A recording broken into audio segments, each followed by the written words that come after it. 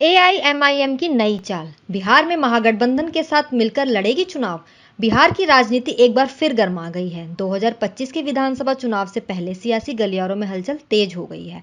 इस बार एआईएमआईएम ने बड़ी राजनीतिक चाल चलते हुए महागठबंधन के साथ चुनाव लड़ने की इच्छा जताई है। बिहार एआईएमआईएम के प्रदेश अध्यक्ष ने साफ इस कर दिया है कि पार्टी राष्ट्रीय जनता दल आरजेडी और कांग्रेस के साथ महागठबंधन करना चाहती है।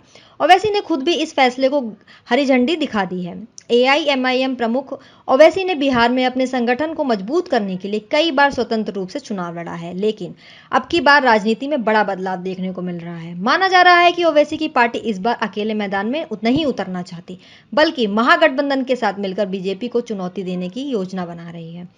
बिहार एआईएमआईएम के प्रदेश अध्यक्ष ने कहा कि भाजपा को रोकने के लिए विपक्षी दलों का एकजुट होना जरूरी है। उनका मानना है कि एआईएमआईएम के पास सीमांचल और मुस्लिम बहुल क्षेत्रों में मजबूत जनाधार है, जिससे महागठबंधन को फायदा मिल सकता है। उन्होंने यह भी कहा कि पार्टी का मुख्य उद्देश्य बीजेपी की सरकार को सत्ता से बाहर करना है। जाहिर है कि पिछली बार एआईएमआईएम ने सीमांचल क्षेत्र में खाका प्रभाव दिखाया था और 5 सीट पर कब्जा जताया था। हालांकि बाद में उनके 4 विधायक राजद में शामिल हो गए थे।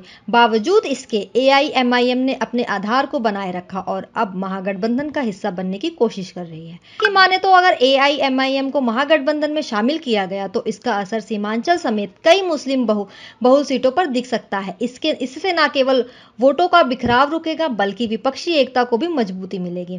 फिलहाल आरजेडी और कांग्रेस की ओर से एआईएमआईएम की इस पेशकश पर कोई औपचारिक प्रतिक्रिया नहीं आई है, लेकिन आने वाले दिनों में इस पर कोई बड़ा फैसला लिया जा सकता है, जो बिहार की राजनीति की दिशा तय कर सकता है।